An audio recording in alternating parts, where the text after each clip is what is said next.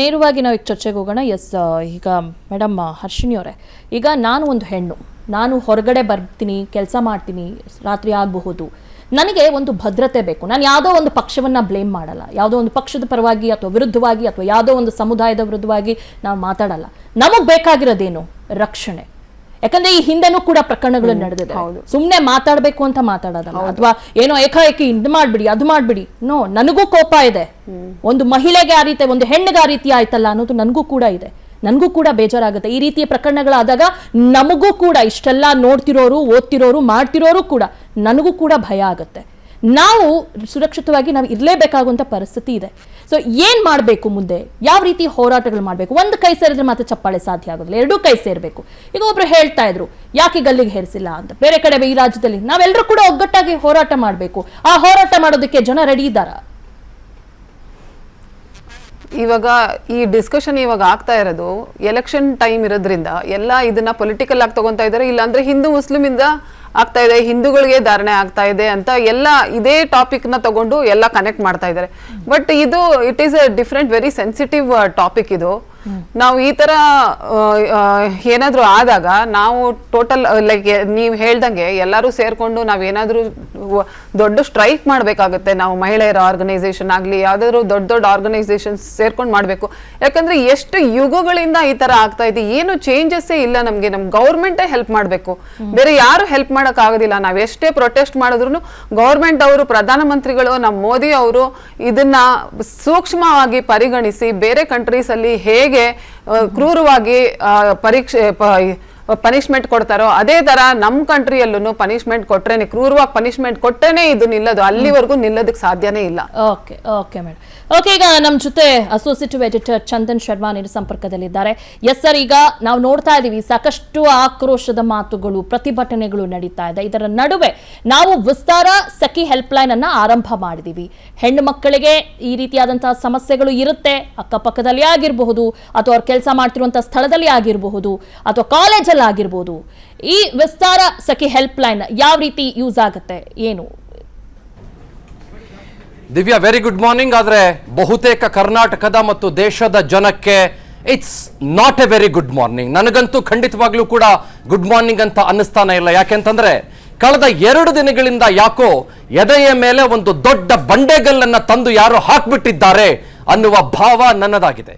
Especially ಆ ಕೂಸು, ಆ ನೇಹ ಅನ್ನುವ ಮಾಸ್ಟರ್ ಡಿಗ್ರಿಯನ್ನ ಮಾಡ್ತಾ ಇದ್ದಂಥ ಆ ಮಗುವನ್ನ 11 ಸಲ ಅವನು ಯಾವನೋ ಒಬ್ಬ ಕಿರಾತಕ, ಕೀಚಕ, ಪಾಪಿ, ಅವನು ಅಧಮ, ಅವನು ಕೆಳಕೊಂಡು 11 ಸಲ ಚುಚ್ಚಿ ಚುಚ್ಚಿ ಚುಚ್ಚಿ ಚುಚ್ಚಿ ಕೊಂದಂಥ ಫೂಟೇಜ್ ಅನ್ನು ಗಮನಿಸಿದಾಗ ಎಂಥವರ ಎದೆ ಕೂಡ ನಡಗತ್ತೆ ಮತ್ತು ಎಂಥವರ ರಕ್ತ ಕೂಡ ಖಂಡಿತವಾಗ್ಲೂ ಕೂಡ ಕುದ್ದು ಬಿಡುತ್ತೆ. ಅದೇ ಪರಿಸ್ಥಿತಿ ನಮ್ಮದು ಈ ಕ್ಷಣದಲ್ಲೂ ಕೂಡ ಆಗಿರೋದು. ಹಾಗಾಗಿ ನಮ್ಮ ತಂಡ ಒಂದು ಪ್ಲಾನ್ ಆಫ್ ಆಕ್ಷನ್ ಅನ್ನ ನಿನ್ನೆ ಮಾಡ್ತು. ನಮ್ಮ ಎಡಿಟೋರಿಯಲ್ ಟೀಮ್ ಮತ್ತು ನಮ್ಮ ವಿಸ್ತಾರ ತಂಡದ ಈ ಸ್ಪೆಷಲ್ ಟೀಮ್ ಏನಿದೆ ಅದು ನಾವು ನಿನ್ನೆ ಕೂತ್ಕೊಂಡು ಒಂದು ಚರ್ಚೆಯನ್ನು ಮಾಡಿದ್ವಿ. ಆ ಚರ್ಚೆ ಏನಾಗಿತ್ತು ಅಂತಂದ್ರೆ, ಬಹುತೇಕ ಜನ ಹೆಣ್ಮಕ್ಳು, ಅದು ಕಾಲೇಜ್ ಗೋಯರ್ಸ್ ಆಗಿರ್ಬೋದು, ಅಥವಾ ಸ್ಕೂಲಿಗೆ ಹೋಗುವಂತ ಪುಟ್ಟ ಪುಟ್ಟ ಕೂಸುಗಳಾಗಿರ್ಬೋದು, ಅಥವಾ ಕೆಲಸಗಳಲ್ಲಿ ಸೆಕ್ಷುಯಲ್ ಹರಾಸ್ಮೆಂಟ್ ಅಟ್ ವರ್ಕ್ ಅಂತ ಕೂಡ ನಾವೇನ್ ಕರಿತೀವಿ ಅದಾಗಿರ್ಬೋದು, ಅಥವಾ ಆ ಹೆಣ್ಮಗಳು ಓಡಾಡುವಂತ ರಸ್ತೆಯಲ್ಲಿ ಯಾವನೋ ಒಬ್ಬ ಕಿರಾತಕ, ಕೀಚಕ, ಅವನ್ ಯಾವನೋ ಒಬ್ಬ ಪಾಪಿ ಆಕೆಯನ್ನ ಕಳೆದ ಸುಮಾರು ತಿಂಗಳಿಂದಾನೋ ಸುಮಾರು ಒಂದು ವಾರದಿಂದಾನೋ ಹೀಗೆ ಅಟ್ಟಾಡ್ಸ್ಕೊಂಡು ಬರೋದಾಗಿರ್ಬೋದು, ಆಕೆಗೆ ಕಾಟ ಕೊಡೋದಾಗಿರ್ಬೋದು, ಆ ಥರದ್ದೆಲ್ಲವನ್ನೂ ಕೂಡ ಮಾಡ್ತಾ ಇದ್ದಾಗ ಆಕೆ ಎಲ್ಲಿಗೆ ಹೋಗ್ಬೇಕು? ನೋಡಿ, ಈ ಸಮಾಜ ಯಾವ ಥರದಲ್ಲಿ ತೊಂದರೆಗೊಳಗಾಗಿರುವ ಹೆಣ್ಮಕ್ಕಳನ್ನ ಬಿಂಬಿಸಿಬಿಡುತ್ತೆ ಅಂತಂದ್ರೆ, ಆ ಹೆಣ್ಮಗಳು ಧೈರ್ಯವಾಗಿ ಅಮ್ಮ ನನಗೆ ಈ ತರ ಆಗ್ತಾ ಇದೆ ಅಂತಾನೋ, ಅಪ್ಪ ನನಗೆ ಈ ತರ ಆಗ್ತಾ ಇದೆ ಅಂತಂತಾನೋ, ಅಥವಾ ಯಾರೋ ಸ್ನೇಹಿತರ ಹತ್ರ ಹೇಳ್ಕೊಂಡ್ರು ಕೂಡ ಆ ಹೆಣ್ಮಗಳು ನನ್ನನ್ನ ಈ ಸಮಾಜ ಎಲ್ಲಿ ಜಡ್ಜ್ ಮಾಡಿಬಿಡುತ್ತೋ ಅನ್ನುವ ಆತಂಕದಲ್ಲೇ ಇರ್ತಾಳೆ. ಅಂದ್ರೆ ನನ್ನನ್ನೇ ನಂಬಲ್ವೇನೋ, ನೀನಾಕ್ ಹೋಗಿದ್ದೆ ಆ ರೋಡಲ್ಲಿ, ನೀನಾಕ್ ಹೋಗ್ಬೇಕು ಆಫೀಸ್ಗೆ, ಇನ್ ಆಫೀಸ್ಗೆ ಹೋಗೋದೇ ಬಿಟ್ಬಿಡು, ನಿನ್ ಕೆಲಸನೇ ಮಾಡ್ಬೇಡ, ನಿನ್ ಕಾಲೇಜ್ಗೆ ಹೋಗ್ಬೇಡ, ಬಿಟ್ಬಿಡು, ನಿನ್ಗೆ ಯಾವನೋ ಕಾಟ ಕೊಡ್ತಾ ಇದ್ದಾನಲ್ವಾ, ಬೇಡ ಮನೇಲಿ ಇದ್ಬಿಡು, ನೀನ್ ಯಾಕೆ ಓದ್ಬೇಕು? ಈ ತರದ ಸಮಾಜದಲ್ಲಿ ಈ ಕಟ್ಟುಪಾಡುಗಳು ಮತ್ತು ಕಟ್ಟಳೆಗಳು ಇರುವ ಈ ಸಂದರ್ಭದಲ್ಲಿ ನಮಗನಿಸಿದ್ದು ನಾವು ಒಂದು ಹೆಲ್ಪ್ ಲೈನ್ ಹೆಣ್ಣು ಮಕ್ಕಳಿಗೆ ಮೀಸಲಾಗಿ ನಾವು ಶುರು ಮಾಡಬೇಕು ಅಂತ ಆ ಹೆಲ್ಪ್ ಲೈನ್ ನಂಬರ್ ನೀವು ಲಾಂಚ್ ಮಾಡಿದ್ರಿ ಮತ್ತು ರಾಜ್ಯದ ಜನರ ಮುಂದೆ ನಾವಿವತ್ತು ಡಿಸ್ಪ್ಲೇ ಮಾಡ್ತಾ ಇದ್ದೀವಿ. ಲೆಟ್ ಮಿ ಟೆಲ್ ಯು, ನಾವು ಅದನ್ನು ಲಾಂಚ್ ಮಾಡಿದ ಕೇವಲ 11 ನಿಮಿಷಗಳಲ್ಲಿ 100 ಕರೆಗಳು ರಾಜ್ಯಾದ್ಯಂತ ನಮಗೆ ಬಂದಿದ್ದಾವೆ. ಎಲ್ಲರೂ ಕೂಡ ನಮಗೆ ಆ ತೊಂದರೆ ಆಗಿದೆ, ಈ ತೊಂದರೆ ಆಗಿದೆ ಅಂತ ಹೇಳ್ತಾ ಇದ್ದಾರೆ. ಇನ್ ಕೆಲವರು ನಮಗೆ ವಕೀಲರಿಂದ ಸಪೋರ್ಟ್ ಬೇಕು ಅಂತ ಕೇಳ್ತಾ ಇದ್ದಾರೆ. ಇನ್ ಕೆಲವರು ನಮಗೆ ಸೈಕಲಾಜಿಕಲ್ ಗೈಡೆನ್ಸ್ ಬೇಕು ಅಂತ ಕೇಳ್ತಾ ಇದ್ದಾರೆ. ಇನ್ ಕೆಲವರು ನಮಗೆ ಪೊಲೀಸರಿಂದ ಹೆಲ್ಪ್ ಬೇಕು ಅಂತ ಕೇಳ್ತಾ ಇದ್ದಾರೆ. ಇನ್ ಕೆಲವರು ನಾನು ಬಹಳ ಆತಂಕ ಅಂತ ಅನ್ಸಿದ್ರು ಕೂಡ, ಬಹಳ ಹೇಳ್ಕೊಳ್ಳೋಕೆ ಕಷ್ಟ ಅಂತ ಅನ್ಸಿದ್ರು ಕೂಡ ಹೇಳ್ಬಿಡ್ತೀನಿ, ನಮ್ಮ ಮನೆಯವರೇ ಕುಟುಂಬಸ್ಥರೇ ನನಗೆ ಕೊಡಬಾರ್ದು ಕಾಟ ಕೊಡ್ತಾ ಇದ್ದಾರೆ, ನಾನು ಎಲ್ಲಿಗೆ ಹೋಗ್ಲಿ, ಇನ್ ಯಾರ ಹತ್ರ ಹೇಳ್ಕೊಳ್ಳಿ, ಯಾವನ್ನೋ ರೋಡಲ್ಲಿ ಹೋಗೋನು ಕಾಟ ಕೊಟ್ಟಿದ್ದಿದ್ರೆ ನಮ್ಮ ಮನೆಯವ್ರ ಹತ್ರ ಹೇಳ್ಕೊಳ್ಬಹುದು ಅನ್ನುವ ಧೈರ್ಯ ನನ್ನದಾಗಿರ್ತಾ ಇತ್ತು.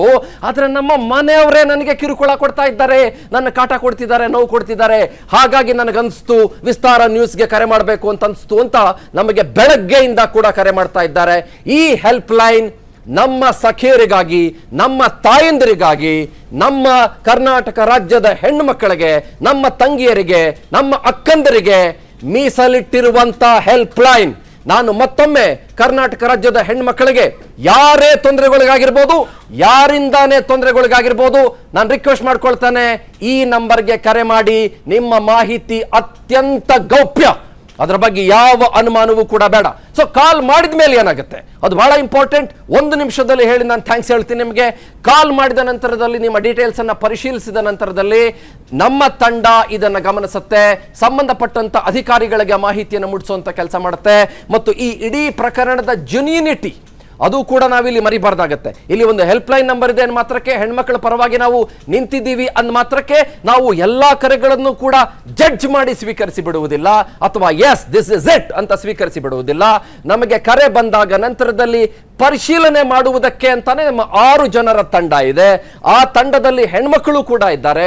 ಅವರು ಇದರ ಪರಿಶೀಲನೆಗೆ ಇಳಿತಾರೆ. ಅದಾದ ನಂತರದಲ್ಲಿ ಸಂಬಂಧಪಟ್ಟಂತ ಪೊಲೀಸ್ ಅಧಿಕಾರಿಗಳಿಗಾಗಿರ್ಬೋದು, ಅಥವಾ ಇನ್ನೂ ಕೂಡ ಬೇಕು ಅಂತಂದ್ರೆ ನಾವು ನ್ಯಾಷನಲ್ ಕಮಿಷನ್ ಫಾರ್ ವಿಮೆನ್ ಆಗಿರ್ಬೋದು, ಅವರಿಗೆ ಈ ವಿಷಯವನ್ನು ಮುಟ್ಟಿಸುವಂತ ಪ್ರಯತ್ನ ಮಾಡ್ತೀವಿ. ತುಂಬಾ ಜಟಿಲವಾದಂತ ವಿಷಯ ಇದ್ರೆ ಅವರಿಗೆ ಸೈಕಲಾಜಿಕಲ್ ಕೌನ್ಸಿಲಿಂಗ್ ಕೊಡುವಂತೆ ಕೆಲಸ ಮಾಡ್ತೀವಿ. ಅಥವಾ ಕಾನೂನು ಮೂಲಕ ಇದು ಪರಿಹಾರ ಆಗಬೇಕಾದಂತ ವಿಷಯ ಅಂತಂದ್ರೆ ನಮ್ಮದೇ ಆದಂತ ಒಂದು ವಕೀಲರ ತಂಡ ಅವರಿಗೆ ಹೇಗೆ ಸಹಾಯ ಮಾಡಬಹುದು ಅನ್ನುವುದನ್ನ ಪರಿಗಣಿಸುವಂತ ಕೆಲಸ ಮಾಡುತ್ತೆ. ಈ ಕಂಪ್ಲೀಟ್ ಸ್ಟ್ರಾಟಜಿ ಏನಿದೆ, ಈ ವಿಮೆನ್ ಹೆಲ್ಪ್ ಲೈನ್ ಅನ್ನೋದು ನಮಗೆ ಈಗಾಗಲೇ ಇದೆ. ಕರ್ನಾಟಕ ಸರ್ಕಾರ, ಭಾರತ ಸರ್ಕಾರ ಈಗಾಗಲೇ ಹೆಣ್ಮಕ್ಕಳ ಪರವಾಗಿ ನಿಂತ್ಕೊಂಡಿದೆ ಅನ್ನೋದನ್ನ ಬಹಳ ಸ್ಪಷ್ಟವಾಗಿ ಹೇಳ್ತೀನಿ. But for the very very very first time ಭಾರತದ ಮಾಧ್ಯಮದಲ್ಲಿ ನಾನು ಬಹಳ ಪ್ರೌಡ್ ಆಗಿ ಹೇಳ್ಕೊಳ್ತೀನಿ, ಬಹಳ ಹೆಮ್ಮೆಯಿಂದ ಹೇಳ್ಕೊಳ್ತೀನಿ, ಮತ್ತು ಇದು ನಮ್ಮ ಜವಾಬ್ದಾರಿ ಅಂತ ನಾನು ಹೇಳ್ಕೊಳ್ತಾ ಇದ್ದೀನಿ. ಹೆಣ್ಣು ಮಕ್ಕಳ ಪರವಾಗಿ ವಿಸ್ತಾರ ನ್ಯೂಸ್ ನಿಂತ್ಕೊಂಡಿದೆ. Divya Raghunath. Yes, thank you Chandan Sharma. Exactly ನೋಡಿ, ಸಾಕಷ್ಟು ಜನ ಹೆಣ್ಣು ಮಕ್ಕಳು ಇರ್ತಾರೆ, ಕಾಲೇಜಲ್ಲಿ ಆಗಿರಬಹುದು ಅಥವಾ ನೀವು ವರ್ಕ್ ಮಾಡ್ತಿರೋ ಸ್ಥಳದಲ್ಲಿ ಆಗಿರ್ಬೋದು. ವಿಸ್ತಾರ ಸಖಿ ಹೆಲ್ಪ್ ಲೈನ್ಗೆ ನೀವು ಕರೆ ಮಾಡಿ. ನಿಮ್ಮಲ್ಲಿ ಏನೇ ಸಮಸ್ಯೆ ಇದ್ರು ಅಥವಾ ನಿಮಗೆ ಯಾರೋ ಒಬ್ರು ಟಾರ್ಚರ್ ಕೊಡ್ತಾ ಇರ್ತಾರೆ, ನೀವು ಹೇಳ್ಕೊಳಕ್ ಆಗಿರುವಂತ ಪರಿಸ್ಥಿತಿ ಖಂಡಿತ ಇದ್ದೇ ಇರುತ್ತೆ. ನೀವು ಕರೆ ಮಾಡಿ, ಯಾವುದೇ ರೀತಿಯಾದಂತಹ ಭಯ ಅವಶ್ಯಕತೆ ಇಲ್ಲ. ನಾವು ನಿಮ್ಮ ಮ್ಯಾಟರ್ನ ಎಲ್ಲೂ ಕೂಡ ಹೇಳೋದಿಲ್ಲ, ಬಹಳ ಬಹಳ ಗೌಪ್ಯವಾಗಿ ಇಡ್ತೀವಿ. ಖಂಡಿತ ಇದು ಪೊಲೀಸರ ಗಮನಕ್ಕೆ ತರಬೇಕಾ ಅಥವಾ ವಕೀಲರ ಗಮನಕ್ಕೆ ತರಬೇಕಾ ಏನು ಅನ್ನೋದು ನಮ್ಮ ಟೀಮ್ ಡಿಸೈಡ್ ಮಾಡುತ್ತೆ. ಯಾವುದೇ ರೀತಿಯಾದಂತಹ ಭಯ ಬೇಡ, ಕರೆ ಮಾಡಿ. ಅದರ ಜೊತೆಗೆ ವೀಕ್ಷಕರೇ, ನೀವು ಕೂಡ ಕರೆ ಮಾಡಿ ಮಾತನಾಡಬಹುದು. ಅನುಕ್ಷಣದ ಸುದ್ದಿಗಳಿಗಾಗಿ ವಿಸ್ತಾರ ನ್ಯೂಸ್ ಯೂಟ್ಯೂಬ್ ಚಾನೆಲ್ ಸಬ್ಸ್ಕ್ರೈಬ್ ಮಾಡಿ. ಹೊಸ ಸುದ್ದಿಗಳ ನೋಟಿಫಿಕೇಶನ್ಗಾಗಿ ಬೆಲ್ ಐಕಾನ್ ಕ್ಲಿಕ್ ಮಾಡಿ. ಲೇಟೆಸ್ಟ್ ಅಪ್ಡೇಟ್ಸ್ಗಾಗಿ www.vistaranews.com ವೆಬ್ಸೈಟ್ಗೆ ವಿಸಿಟ್ ಮಾಡಿ. ಅಂಗೈಯಲ್ಲೇ ಜಗತ್ತಿನ ಸುದ್ದಿ ತಿಳಿಯಲು ವಿಸ್ತಾರ ನ್ಯೂಸ್ ಕನ್ನಡ ಆಪ್ ಡೌನ್ಲೋಡ್ ಮಾಡಿ.